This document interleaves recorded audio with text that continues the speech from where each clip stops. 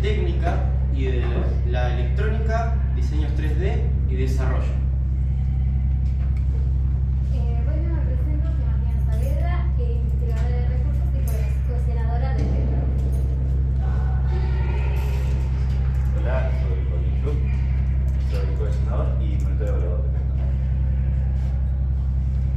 Soy María Hernández y soy finalizador y monitor evaluador de Yo soy Tania Rodríguez, soy coordinadora e impulsora del equipo.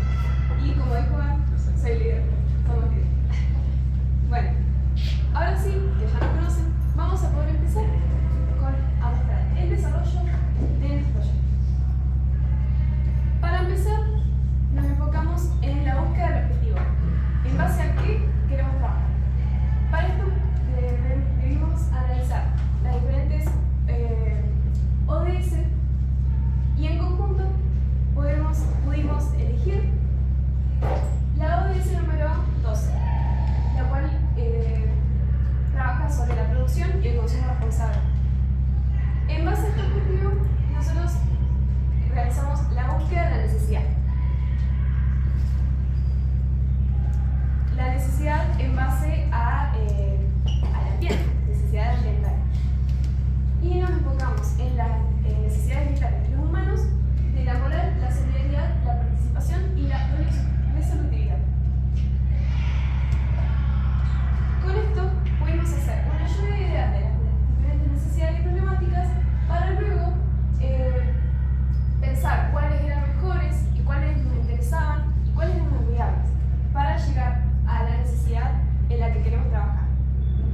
Pentagon se va a enfocar en la necesidad de reducir el consumo de desperdicio de botellas plásticas, de PLA. Este plástico es de público conocimiento que es muy contaminante, ya que los desperdicios terminan en basurales, en los espacios urbanos y distintos en el ambiente, dañándolo progresivamente debido a que es un material que tarda años y años en degradarse. Bien, luego de encontrar la necesidad de la que queríamos trabajar, realizamos un mapa mental en base a la problemática principal. Pudimos identificar que una manera de satisfacer esta necesidad es dándole una vida útil a este material y concientizando a la sociedad sobre el medio ambiente, sobre el cuidado del medio ambiente. Esta problemática nos perjudica a todos. Es algo que todos debemos tener en cuenta, pero solo a cierta gran parte de las personas que tienen preocupación por el medio ambiente son las que tienen esta necesidad. Es por eso que una vez pudiendo realizar todas estas partes, Pentagon pudo identificar la solución del mercado, al cual la queríamos usar. La solución de mercado que pudimos encontrar fue realizar una máquina extrusora que a partir del plástico de botellas pueda realizar filamento PET, el cual se usa para impresoras 3D. Es decir, este proyecto abarca dos soluciones. Por un lado, como ya mencioné, reducir el consumo de botellas plásticas reutilizándolo para producir otro material como es el PLA. Y por otro lado, brindar una máquina a aquellos usuarios que deseen estén interesados para que puedan expandir sus materiales y poder usar un material más sustentable y que permita ahorrar.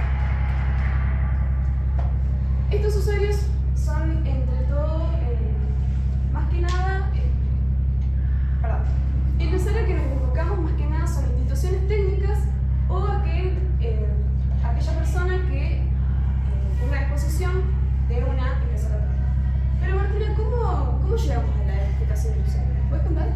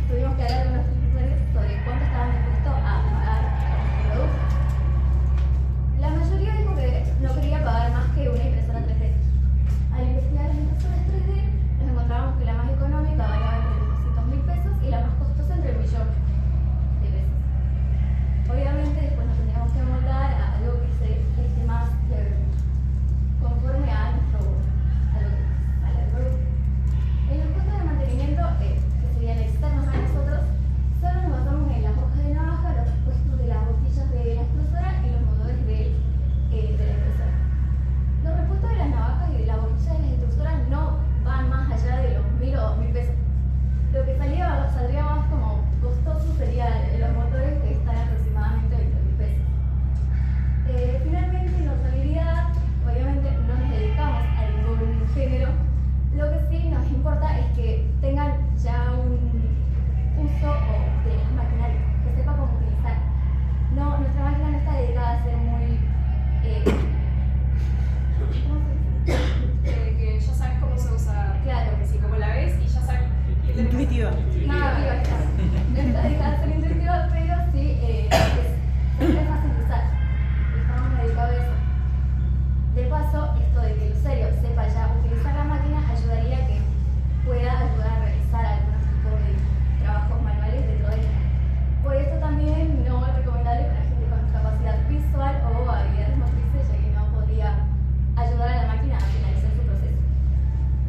Bueno, finalmente tenemos la seguridad, que fue algo que los usuarios se veían muy preocupados, ya que la máquina contiene elementos cortopunzantes y utiliza temperaturas altas. Por lo que, bueno, primero había un manual de usuario, el cual te brindaría opciones de precaución. Y bueno, se recomienda que la máquina sea instalada en un lugar que no tenga humedad ni sea cerrado, para poder evitar no solo que la máquina se dañe, sino también garantizar la seguridad de nuestro usuario. El usuario, la verdad, se encuentra muy preocupado por los desechos que puede llegar a generar nuestra máquina. Lo único desecho que generaría sería la tapa de la botella, el pico y su base, que sería lo que no puede cortar, pero a pesar de eso sigue sin generar tanto desecho a comparación de lo que recicla. Gracias al análisis de usuario pudimos pasar al análisis de antecedentes en el mercado. Bien. Análisis de antecedentes. Nosotros nos enfocamos en analizar 5, no se les podría llamar competencias, pero entrando un poco más a fondo, son 2 empresas y 3 máquinas artesanales, porque esta máquina que deseamos hacer no se encuentra a la venta industrialmente.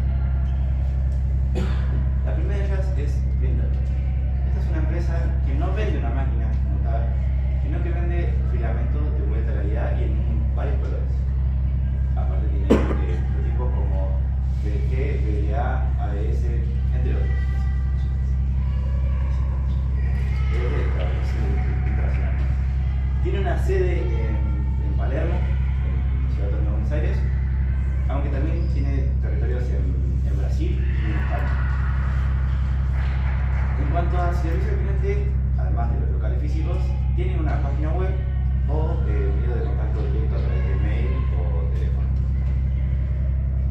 Hicimos un análisis FD de posibilidades de cada uno y de esta empresa se puede destacar su muy alta calidad como una fortaleza principal, muy útil para las personas nuevas en el mundo de la impresión 3D, y como debilidad principal es muy alto costo.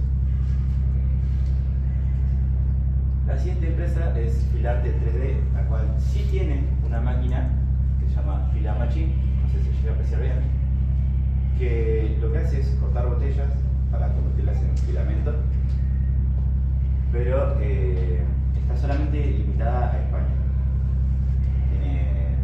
También vende filamentos, pero de este lado, en este análisis nos enfocamos más en la máquina. En cuanto al servicio al cliente, igualmente tiene una página web. No sé por qué se cambió acá, pero no importa. Tiene una página web, también tiene un contacto directo a través de mail o números. Y bueno, en cuanto a fortalezas, es una máquina funcional, creada con gente con conocimientos técnicos, pero, repito, está únicamente limitada a España. Empezando con las máquinas artesanales, la primera es de Electronux, que es una de las 3 que vamos a ver hoy, es la más promedio, por decirlo de alguna manera. Imagínense que ustedes quieren hacer una máquina, quieren tener una máquina que cumpla ese proceso. Esta máquina tiene una calidad media, bastante bien, y tiene en su canal de YouTube, que se llama Electronux, un video utilizando esta máquina. La calidad no es muy buena, pero es esta máquina la que se realiza. Y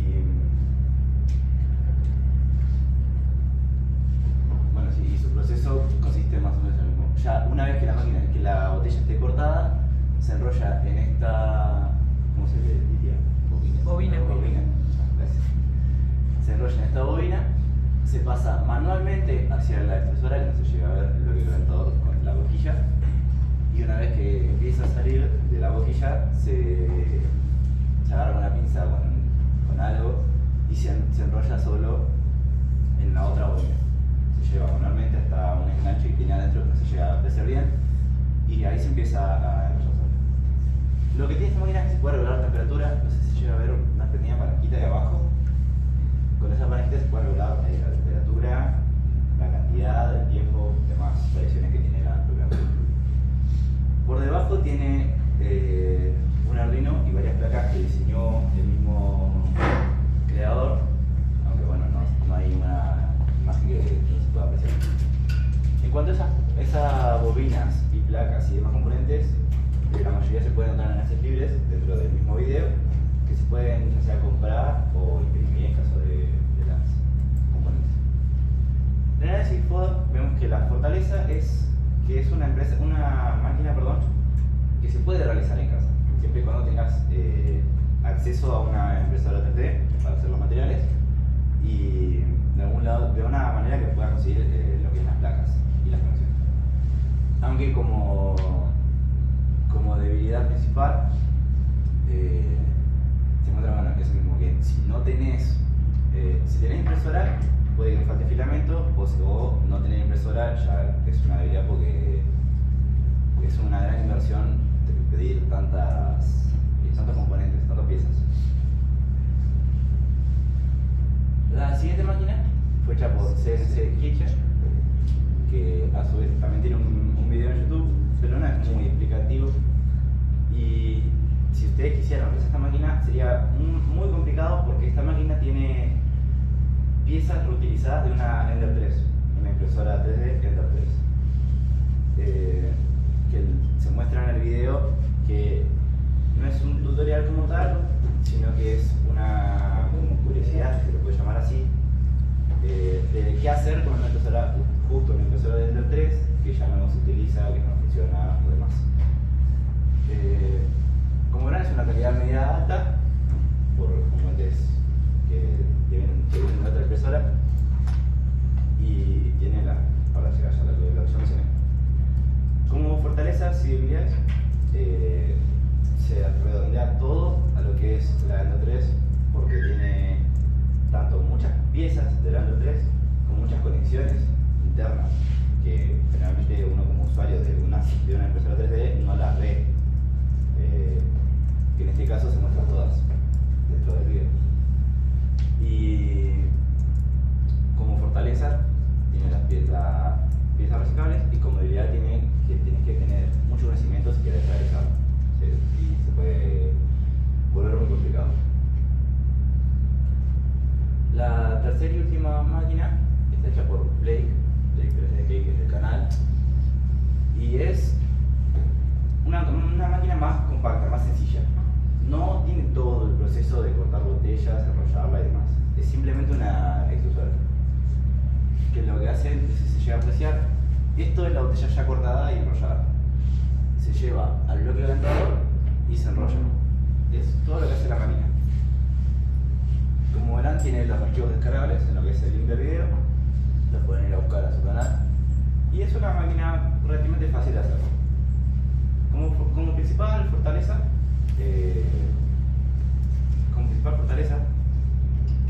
se ve eso de la sencillez de realizar esta máquina. Aunque también como principal debilidad es que no te hace todo el proceso automatizado, es mayormente manual, entonces se vuelve tedioso a largo plazo.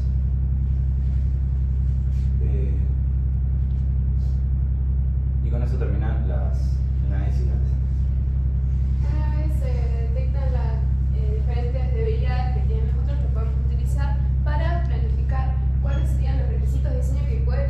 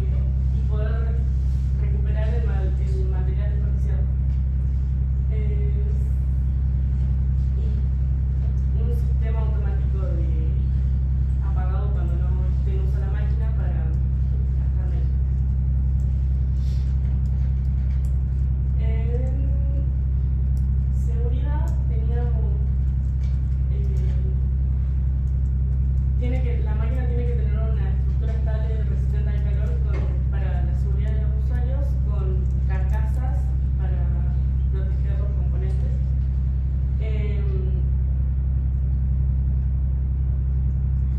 Incentivo el reciclaje a los usuarios, o sea, incentivar a los usuarios al reciclaje, la promoción de la economía circular y la calificación de impacto, tener que el producto tenga una calificación de impacto ambiental.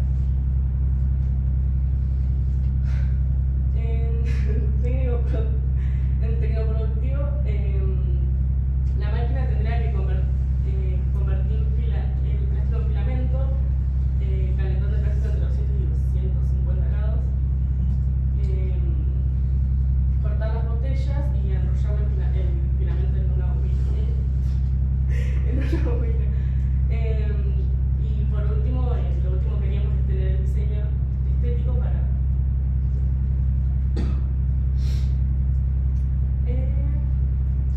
y la materialidad. Usaríamos el SP32 como controlador de todos los componentes, una fuente de alimentación de 12 volts y motores paso a paso y drivers para los motores. Un bloque calentador debería tener la hoja de cúter para cortarlo, coolers, fusibles para proteger la máquina, los circuitos, una base de madera podría tener un display carcasas, que es lo último que va a tener y sensor de temperatura. Bien, yo me voy a presentar, soy Juan Pascualich y les vengo a traer algunas propuestas de diseño. Diseñamos dos junto a sus diseños 3D y un esquema de sus circuitos.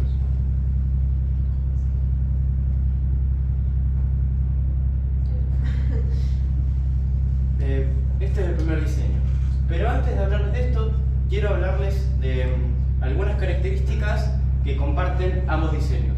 Como puede ser un switch de encendido y apagado, un LED testigo que nos indica si la máquina está prendida y o en uso, un botón para el inicio de la máquina y un buzzer que nos indique si la máquina está prendida o cuando corta el trabajo, dos coolers para la refrigeración interna para evitar sobrecalentamiento, una fuente de alimentación propia de la máquina para poder tener un voltaje estable adentro, obviamente el sistema de cortado y calentado del plástico, que es algo que comparten también ambas máquinas, y una bobina personalizada para poder enrollar el plástico. Bien, yendo ya a las especificaciones de este modelo. Primero pensamos en cómo podemos hacerlo lo más automático posible. ¿Cómo podemos evitar que el usuario tenga que intervenir de más en la máquina? Y esto lo conseguimos automatizando todo el primer segmento. Desde que el usuario pone la botella hasta que sale la primera traza de filamento es automático. Lo único que debe hacer el usuario es atar o anclar el filamento con la bobina y a partir de ahí se termina el proceso por sí solo. Este es un esquema de los circuitos, no sé por qué está ahí. En él podemos ver la placa, que sería la SP32, en la que se basan ambas. Los dos LEDs testigos, uno rojo para el prendido y uno verde para el inicio del proceso. Los dos coolers, un interruptor de inicio, un sensor de temperatura, el bloque térmico, el buzzer, los dos motores que tendría, el del inicio, que nos ayuda a automatizar la parte del cortado, y el de la bobina, junto a sus dos drivers. Ahí arriba también podemos ver la fuente de alimentación de 12 volts y a la izquierda a 5 volt, ya que es el voltaje en el que trabaja el SP32 y la lógica del resto de circuitos. Una vez dicho esto, este es el modelo número 2, el cual, para diseñarlo, nos planteamos ¿cómo podemos simplificar la máquina a su mínima expresión? El único contra de esta máquina sería que el usuario tiene que intervenir bastante en la primera etapa, ya que debe ser él el que se encargue de pasar la botella por la zona de cortado y por el extrusor. Pero una vez ancle la botella cortada a la bobina, la máquina trabajaría por sí sola. Otra diferencia que tiene es la bobina, la cual cuenta con una caja reductora que nos permite tener más fuerza en el motor y, llegado el caso si se quisiera, se invertirían y podría tener más velocidad. También cuenta con un display para poder mostrar la temperatura o algún error que pueda tener la máquina de forma interna. Este es el circuito, que es exactamente el mismo que el anterior, solo que se recorta uno de los motores, que, como les dije, es manual sobre todo la máquina, entonces solo necesitamos que se mueva la bobina. Claro, y el display. Aquí una pequeña comparativa para ir cerrando. Como ya les dije, la principal diferencia sería la automatización. Esta es mucho más automática y esta más manual. Otras diferencias serían: el primer diseño es mucho más pequeño, alrededor de un 20% más pequeño, cuenta con una fuente de alimentación interna, no tiene caja reductora, el motor se ancla directamente a la bobina, lo cual puede darnos menos fuerza, pero por lo que calculamos no debería dar problemas. Y para las características de la segunda serían: es mucho menos compleja, solo tiene un motor, no tiene el primer sistema de automatización que lo complejiza mucho. El usuario tiene que trabajar más, pero solamente hasta el bloque calentador. Tiene un display para la temperatura y los errores. Tiene opción a caja reductora. Nosotros simplemente lo dejamos en esa caja que da mayor fuerza. Y una fuente de alimentación externa. Bien, eso fue todo por la propuesta de diseño. Antes de cerrar, quería dar algún espacio a preguntas. Si quieren resolverlas, este es el momento. Bueno, primero vamos a hacerles un aplauso.